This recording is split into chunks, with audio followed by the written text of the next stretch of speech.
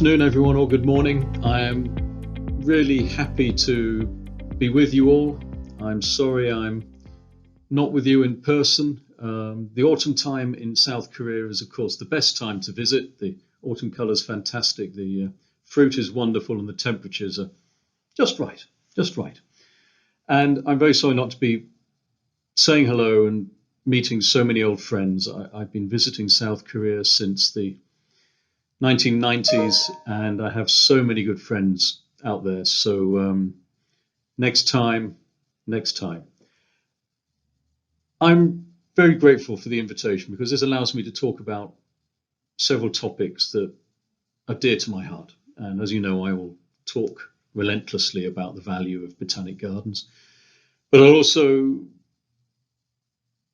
this blends with my interest in horticultural design and my past as a horticulturist, and my role now as a conservation biologist, looking at the future and looking at how we're going to create sustainable cities and how we're going to retain biodiversity and nature on this planet, because biodiversity is not decorative, it's life support. And for many of our cities, nature-based solutions that utilize plant communities are going to be essential to buffer us against flood, buffer us against drought, guard against the excesses of climate change, and above all, increase the sense of well-being and the quality of life for the millions of people that are going to live in our cities as we head towards 70% of the world population living in cities. So the future of cities, gardens, that entwining of those topics is a wonderful topic,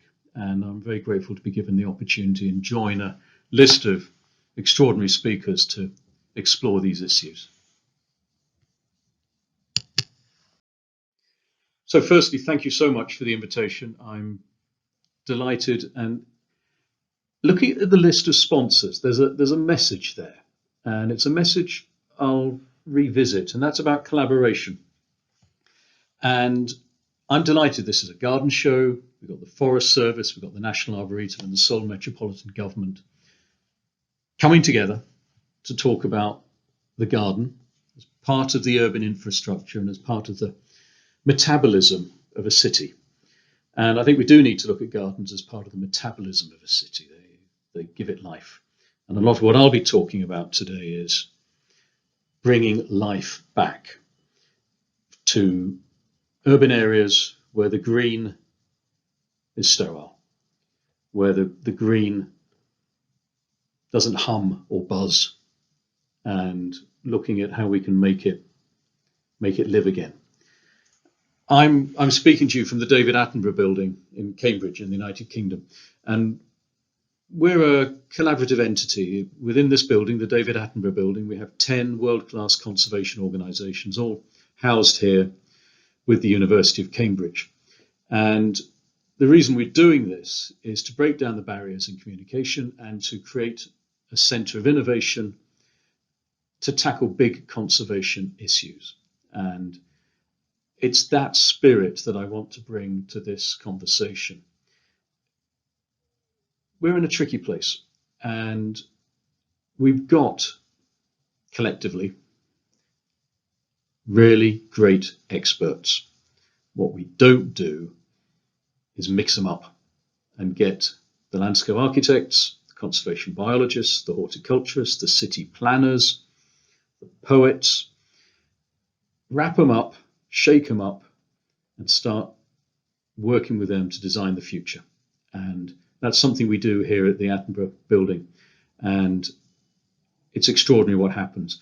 And I can see the same process happening in South Korea. The very fact that these 4 agencies have pulled this meeting together tells me you're onto something special. So in the old days, we used to define a botanic garden by the size, scale, scope of its collection. Its specialist collections, its herbaria, its labs, its experts. And we've got used to the botanic garden as a consumer. And you go back to the old days of the Renaissance and Luca Ghini's first European model of a botanic garden in Pisa and Padua, and it was a walled garden. was a high security research facility. It was like a Silicon Valley research lab. Gates were locked, no one was allowed in, information was hoarded, profits made. And today the walls are coming down. And I think I would suggest that we measure the success and the role of a botanic garden not only in the quality of its collections, but also in the impact and the improvements it makes to its community, to the environment surrounding it and the environment globally, the species it saves, and the landscapes. And here I would be referring confusingly to landscapes in the ecological term as large areas of habitat, and in a horticultural sense as in large garden areas. So forgive me, I'll be moving between my two worlds of the wild and the cultivated, so some of the terminology I may get confused, so forgive me. So the Botanic Garden is also where people and biodiversity meet. And that really is what we're talking about in parks, in cities. Creating those spaces where people can explore, where people can relax, where they can converse, where they can contemplate, and where their lives can be enriched. So on the one hand, we have this gradation between the garden and the wild as a place of necessity, a place that buffers us against flooding, that maintains rich biodiversity and stops extinctions and stops biodiversity decline. And we got it as a place of enrichment to the individual, to the family, to the person that walks every morning to get their exercise through a garden. And those two are completely compatible. They're both about regenerative futures, whether it's based on human health or planetary health. However, we're in trouble. We're at the beginning of a huge challenge, and we've been very successful over the last, say, 500 years in converting splendidly diverse wild areas into monocultures, into creating great grey cities, and into pumping carbon dioxide into the air that is now distorting our weather systems and leaving us prone to hotter summers, wetter winters. In South Korea, I should be saying, warmer winters, wetter summers, and the impacts of storms and the impacts of flood and erosion. And so we've really got to use nature to rebuild the security and the viability of cities. This is what's referred to as nature-based solutions, and it works. It's cost-effective, it can be relatively quick-acting, and it's totally compatible with enriching people's lives through the provision of parks, gardens, wild areas, and walks. And this means that we've got to move a garden from green, pleasant, and sterile into green, abundant, diverse, and life-supporting. It's all about bringing life back into the city.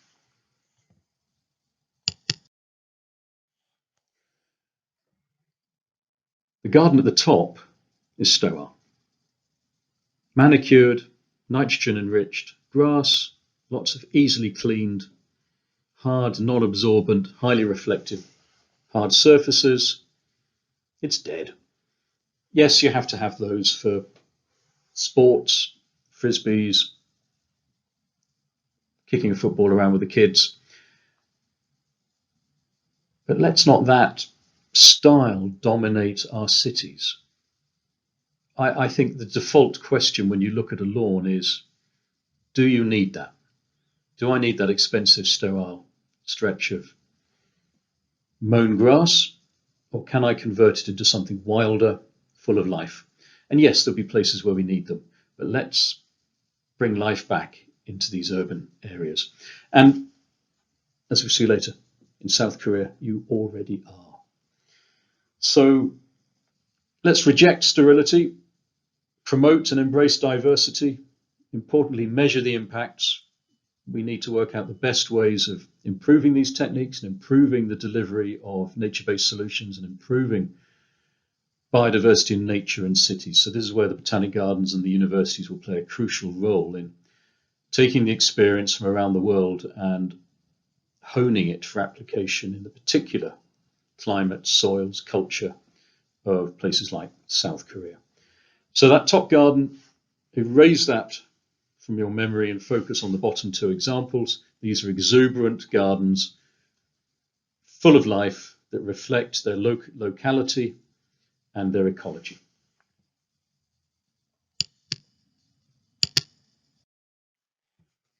So what we're talking about is how do we make a city livable? And cities should be livable. They're designed for us. They are specifically for us. And they should be places where we live satisfying, enriched lives, and importantly, where we have access to nature. We're all learning that big grey cities with no access for nature are not good for anybody. And so we need to create within, around, under, and over our dense urban buildings, wild areas. Again, for the functionality of nature-based solutions, for the protection of the city, but also access for people. And we should remind ourselves on why some of these urban areas are actually consumers of nature, not generators of nature. And that's the transition. The park must no longer consume nature, it must regenerate nature. So a lot of our parks all around the world, and the UK is not a good example. We're not good at this, not very well yet, where it's low maintenance, low cost, lots of flat areas that are easily mown and therefore low biodiversity value, huge glass buildings where hundreds of thousands of birds annually killed in bird strikes, and big glass buildings are not good for the urban environment, high reflectivity, radiate heat. Use of biocides and fertilizers, polluting both the site, suppressing biodiversity and polluting water. And now in the UK, thank goodness, we're really beginning to seriously reduce the number of herbicides, with a number now commonly used ones no longer used. We've got the simultaneous challenge of our garden landscapes, our wild landscapes, using less water, but at the same time absorbing more water. And flooding in urban areas is going to be one of the great challenges. And we need to create these sponge landscapes that soak up the water and slowly release it. I have this fantasy about sphagnum bogs being built as part of floodwater protection in UK cities. I think it would be fantastic, wouldn't it, to create an urban peat bog. And we've got to look at light pollution. And light pollution is one of our newly recognised sources of damage to nature. And it is particularly damaging to nocturnal species, to the biomass of moths, and therefore to the viability of bats. So throughout the design, whether we're looking at drainage, soils, carbon accumulation, wildlife, it's all about no longer minimizing damage, but flipping it to maximizing regeneration of nature. You guys are doing it. One of the privileges of traveling in and out of Korea and since the 90s is seeing the growth of landscape design, urban horticulture, ecological restoration within Korea. In fact, one of the earliest ecosystem restoration projects I ever visited was on pathways through the rhododendron moors on Jeju-do with Professor Kim. And we're now seeing this in Seoul. An amazing diversity of semi-natural, wild areas, formal gardens. And as I said earlier at the beginning of the presentation, you add the universities to that, you add the botanic gardens, you add the city planners to that. And this is this scenario where if you can get everyone to work together, some magic will happen. And it will accelerate the transition from scattered parks into ecological networks, and accelerate the transition from green and sterile park space into park space which is jumping with life and generating life. And that's where we need to be heading. Let's be bold. Let's come up with some ideas that galvanize the imagination and move our cities towards better ecosystem integrity, and more systems that buffer us as things get tougher. Look at the rivers, look at the drainage, reinstate the drainage, look at how water can quickly flow through an area, but also, as importantly, be held back in permeable substrates in gardens and in soil. And in South Korea, why not bring back the salmon and the trout runs? Wouldn't it be fantastic to get salmon moving up through the streams and the rivers of Seoul? You can imagine all the sort of festivals and events, the magic that would come back to a city where there were historically massive salmon runs. Increase the areas of wild gardens and those transitioning through to wild areas. Again, that hybridity. Increase the insect biomass. One thing I've learned over the last decade talking to ecologists is we need to see our gardens as insect farms, as native insect farms. It's also about nectar generated, pollen available. It's also about cubic tons of aphids pumped out of wildflower fields that then kickstart the trophic pyramid through dragonflies, through insectivorous birds. And so that's really something we're not used to. We're not used to thinking of our garden landscapes as machines to pump out aphids by the cubic meter. Let's think about it. I think it could change everything. And we need to really look at these landscapes as defining the culture of a city and treating them as long-term intergenerational investments.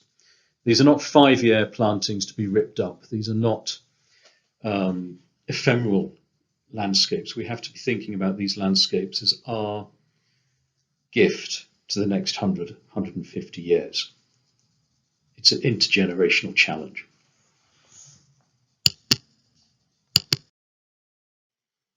And as a horticulturist, I look at these and think, wow, my heart sings when I look at these spectacular plantings, whether it's the Changi Airport in Singapore or Jean Nouvel's Tower 25.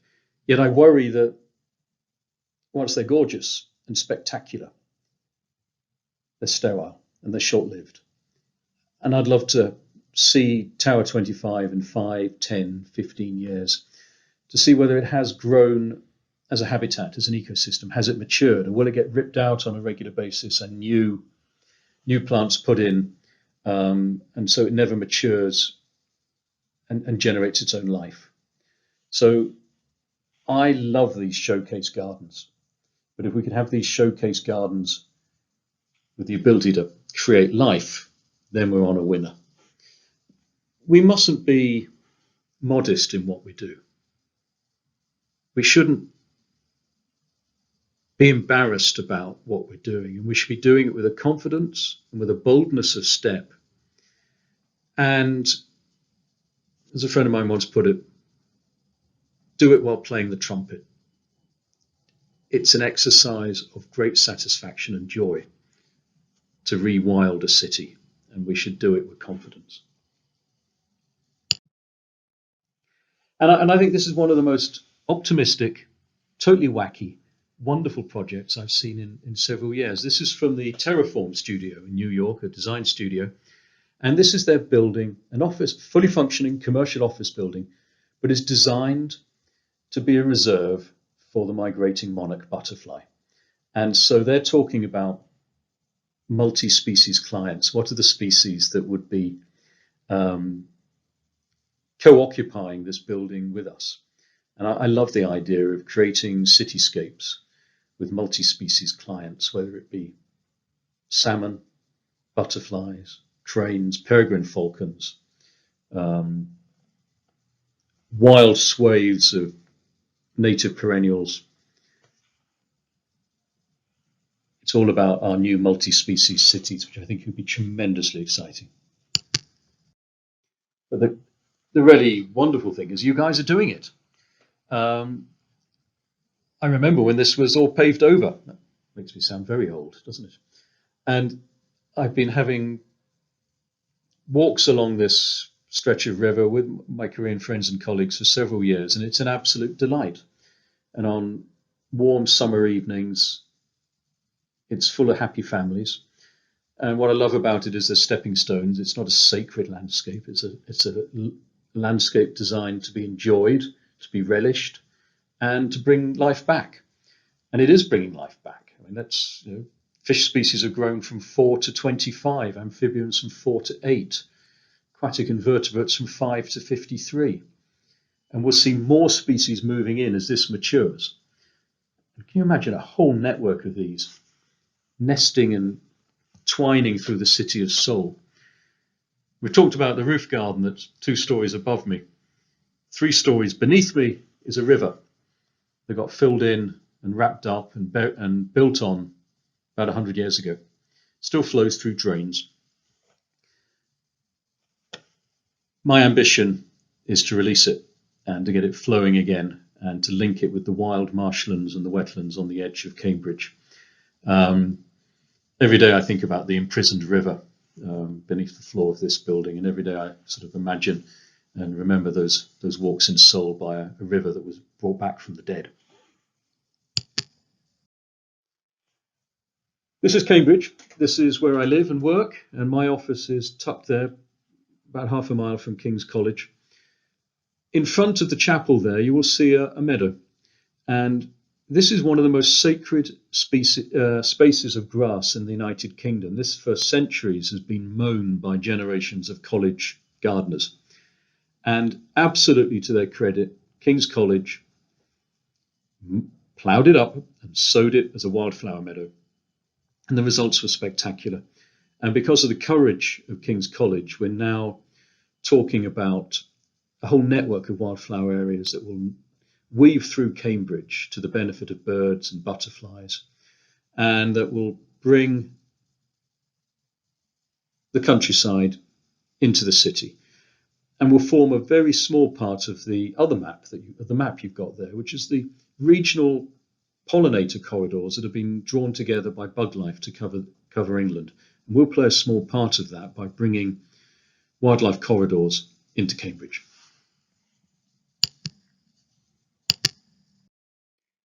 And we've seen all over the world that cities are now looking at their hinterlands and working out ways where people can move in and out and enjoy the wild, and life and nature could come back in and recolonize. And the Metropolitan Green Spaces Alliance is really leading on a lot of these. And you've got all the ingredients in Seoul for a spectacular urban nature matrix, a rewilding of the city, and a bringing back to life of city areas. It's all there, and I can see it. It's just waiting to be linked.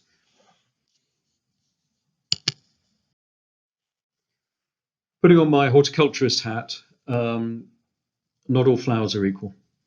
Some flowers are pretty, but sterile. They don't have that relationship with indigenous pollinators and seed collectors. They don't provide the nectar, the pollen, the seeds, the leaf, the right edible leaves. And what we really want are plants, pro-nature plants that bring in the native species, that are actively colonized by butterflies, actively colonized by aphids, churn out aphids, kickstart the trophic pyramid. And we've been studying this in Dubai as part of the Dubai Expo. And in the Middle East, most of the readily available standard horticultural plants are exotics and ecologically sterile. And we've now created a palette of native species that are selected for garden use, that are heat tolerant, drought tolerant, pro-nature, and don't require much in the way of artificial fertilizer.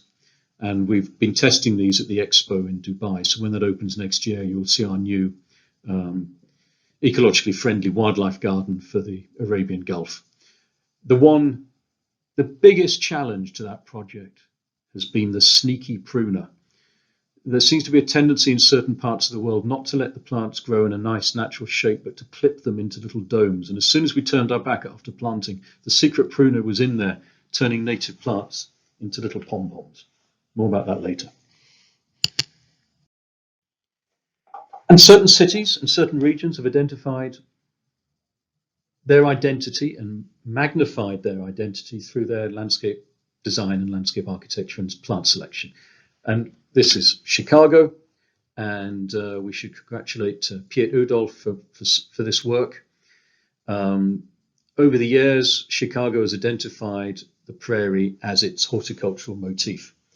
And places like the Chicago Botanic Garden have started breeding new varieties of ornamentals from the local flora, at the same time restoring fragments of prairies. So you've got this wonderful continuum of a network of fragmented prairies in and around Chicago. And then in the inner city and in the gardens, you've got a condensed, crystallized version of the prairie in these fantastic gardens. And I think that's the model we're looking at. And in South Korea, you have the horticultural palette for that. You've got an amazing selection of good garden plants. So what are the steps towards this happening? Well, I think it is happening in South Korea. You're doing it, and that's one of the great delights. And looking at the parties that convened this conference, the most important thing is happening. We're breaking down the silos. And historically, the conservationist and the landscape architect and the garden designer and the plant breeder have not always talked enough. That's now changing. And the universities and botanic gardens can play a critical role in convening those conversations, not just at the macro scale to design the networks, but to design at a micro scale. And what are the plants, the combination of plants? How do we get the longest supply of nectar through the air to the maximum number of species of insects? What species will churn out aphids? What species will bring in breeding butterfly species? So it's all about that design. And this is where I think there's a great role for the landscape architecture schools. Start looking at design issues, soil issues, training people to use this new palette. And it's all about bringing maximum life. It's bringing life back into the garden, and it's making gardens live. And I'm really keen that all of us, look at a new generation of professionals who operate in the hybrid zones. We've not really encouraged this historically, but we need professionals that can walk between the semi-wild garden and the wild area, can follow that path from a garden full of native perennials through to a wild habitat. And we've got good horticulturists and we've good conservationists and habitat managers. We need to create individuals that are happy in both worlds, in that extraordinary fertile hybrid zone between the garden and the wild. And the KPIs will vary, but basically, how much more nature are you bringing in? Can you challenge the developer to say, right, we actually have this site that you're about to build on has the potential. There's 25 native butterfly species in this area of Korea. How many of those can you bring back? How many of those can you demonstrate to bring back over the next 5 years in your roof garden? Can you stop using high nitrogen fertilizers and persistent herbicides? Can you show that water and wildlife is moving between fragments and linkages are reinstated? And can we simultaneously create joy and at the same time create the physical infrastructure that protects our cities against flood, drought, landslide, heat and cold, and always keep people and nature connected, because we've had a real problem of separating people and nature. It hasn't worked. And this is an example that I love. This is the National Wildflower Centre up in Liverpool, and these are really big areas of UK wildflowers that are used over several hectares. And the wonderful thing is that it's designed, sown, monitored and maintained by the communities that live in those tower blocks next to it. These landscapes belong to them, and they're pulsating with birds. And yes, there's tons of aphids wisping off them like smoke at the right time of year, and all the swallows and the swifts are coming in. It's magical. And I remember going up to the DMZ garden and seeing all the late flowering perennials flowering up there. They would make a fantastic garden of this nature.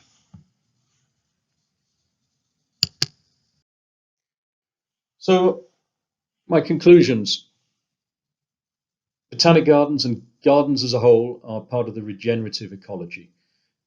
We are moving, and you're already doing it in Korea, from nice and green and sterile to maximizing biodiversity gain rather than minimizing biodiversity damage. And we've got a real need, both socially and ecologically, to regreen, rewild cities. They haven't worked, and they need to work. And the opportunity to promote local plant species as either wild or selected forms really will make a difference to making these new landscapes living, bring life back. And that's all part of promoting delight, joy, optimism, and civic pride, because ultimately we will only make these changes to the urban landscape, to our gardens, whether they be civic gardens, private gardens, if people love them.